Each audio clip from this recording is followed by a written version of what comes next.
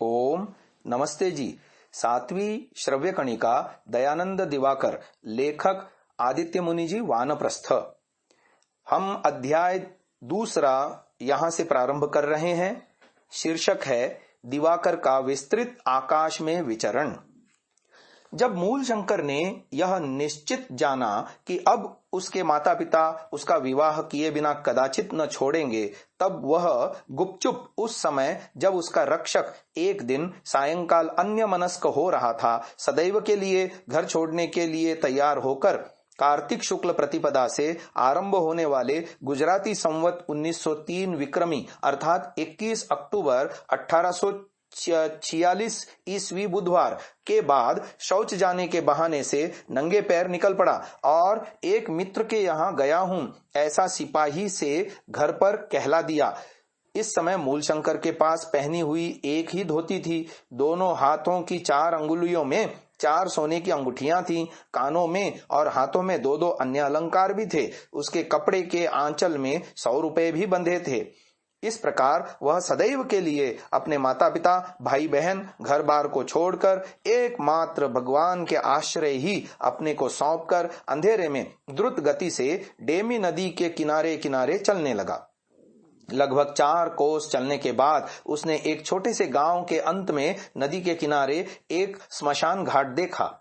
वहां एक छोटी सी निर्जन कुटिया थी जिसमें उसने रात्रि विश्राम के लिए प्रवेश किया। यहां वह सारी रात जगा हुआ निश्चिंत होकर भविष्य की कार्य सूची बनाता रहा।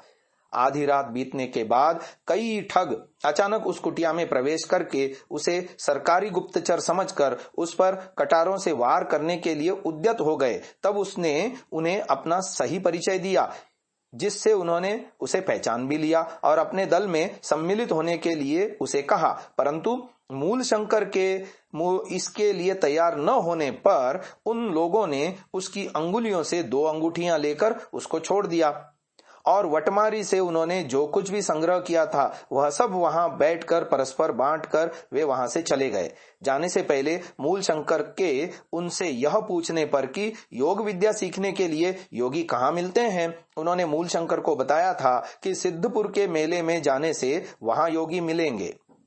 दूसरे दिन सवेरा होने पर मूल शंकर ने भी अपनी अगली यात्रा आरंभ कर दी। इस दिन उसने दिन भर में 15 कोस से भी अधिक का रास्ता पार किया।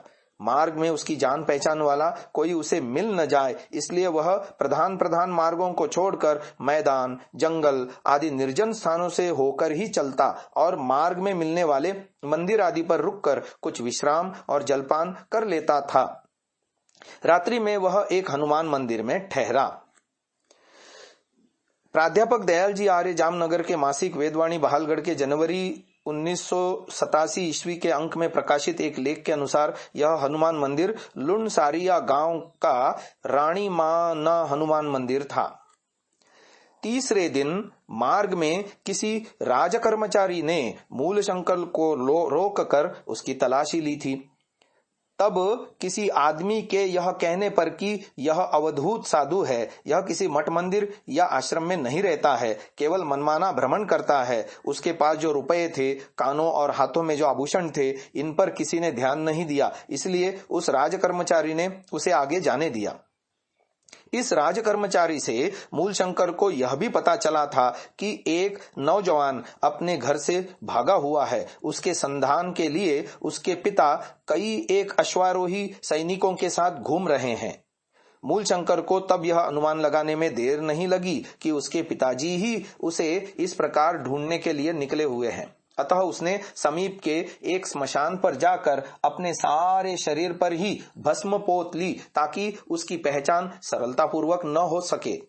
अब उसे चिंता केवल अपने पास के अलंकारों और रुपयों की ही रह गई थी, जिससे उसके मन में इस बंधन के कारण उद्वेग और अशांति बढ़ रही थी। तभी कुछ समय बाद भिक्षुक ब्राह्मणों का एक झुंड उसे मिला। वे सब मंत्र पाठ करने के साथ ही साथ उसे आशीर्वाद देने और कहने लगे कि बच्चा कितने दिन से साधु बन गया है, देखने में तो राजपुत्र सा प्रतीत होता है। अरे कुछ त्याग करना चाहिए, बिल्कुल मुक्त हो जाओगे, शांति मिलेगी। 2 नावों में पैर मत रखो, अलंकार, रुपए आदि जो कुछ तुम्हारे पास हैं वह सब भगवान की सेवा में हमको भिक्षा में अर्पण कर दो। हम लोगों ने भी ऐसा ही किया है, भगवान की सेवा के लिए हम लोग भिक्षा मांगते हैं। तुम भी हमारे साथ सम्मिलित हो जाओ, शांति मिलेगी। चूंकि उनके इस उपदेश का प्रथमांश ही मूल शंकर को अच्छा लगा था, अतः उसने अपनी शेष 2 अंगूठियां और कान तथा हाथों के अलंकार तथा 100 रुपए भी उनको दे दिए। परंतु मूल शंकर उनके इस झुंड में सम्मिलित नहीं हुआ। इससे अब वह अपने को हल्का अनुभव करने लगा। अगला शीर्षक है साइले शहर में। मार्ग में मूल शंकर ने शैलानगर के अधिवासी लाला भगत नाम के प्रसिद्ध विद्वान और योगी के विषय में सुना था। शैला रामचंद्र के मंदिर के कारण प्रसिद्ध है, जिसे लाला भक्त ने बनवाया था। लाला भक्त एक बनिया जाति का साधु था। यह 19वीं शताब्दी के आरंभ में जीवित था। भक्त के मंदिर में प्रतिदिन पथिकों, साधुओं और अन्यों को सदाव्रत दिया जाता था। भक्त की प्रसिद्धि इतनी बढ़ गई थी कि लोग शैला को साधारणतया भक्त का ग्राम कहा करते थे। यह महर्षि दयानंद जी का जीवन चरित्र भाग 1 पृष्ठ संख्या 63 पर लेख मिलता है। तो हमारे कथानायक मूल शंकर भी भ्रमण करता हुआ वह उन्हीं की सेवा में पहुंच गया। उनके पास उसने योग साधना करके अपने शरीर और मन की शुद्धि के लिए कई एक आसनों और मुद्राओं की शिक्षा ली थी। एक दिन उन्होंने उससे कहा कि योगी बन जाना या योग साधना में सिद्धि आदि का लाभ करना मानसिक और शारीरिक स्थिति के अनुसार ही होता है। तुम इस समय किसी आश्रम में नहीं हो, तुम न ब्रह्मचारी, न गृहस्थ, न वानप्रस्थ और न सन्यासी ही हो। अतः उसे उन्होंने ब्रह्मचर्य आश्रम में प्रवेश का परामर्श दिया। वहां निर्मल चैतन्य नाम के एक ब्रह्मचारी से मूल शंकर का परिचय हुआ था। अतः मूल शंकर ने उससे ही ब्रह्मचर्य आश्रम की दीक्षा देने के लिए प्रार्थना की, जिसके लिए वह भी सहमत हो गया। ब्रह्मचारी निर्मल चैतन्य ने मूल शंकर को समझा दिया था। आचार्य शंकराचार्य द्वारा प्रतिष्ठित 4 मठ हैं। हिमालय में जोशी मठ, दक्षिण में श्रृंगेरी मठ, पूर्व में श्री क्षेत्र में गोवर्धन मठ और पश्चिम में द्वारका में शारदा मठ। चारों मठों में ब्रह्मचारियों की उपाधियां पृथक पृथक हैं।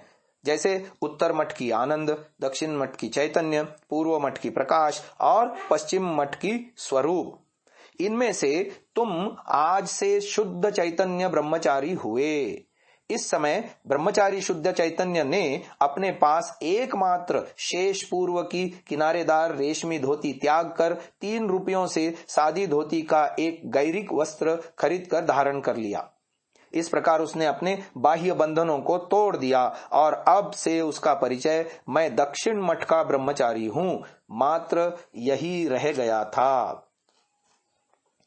आगे कोट कांगड़ा में साइले नगर से ब्रह्मचारी शुद्ध चैतन्य अहमदाबाद के पास कोट कांगड़ा, जो कि एक छोटा सा राज्य है, वहां आया।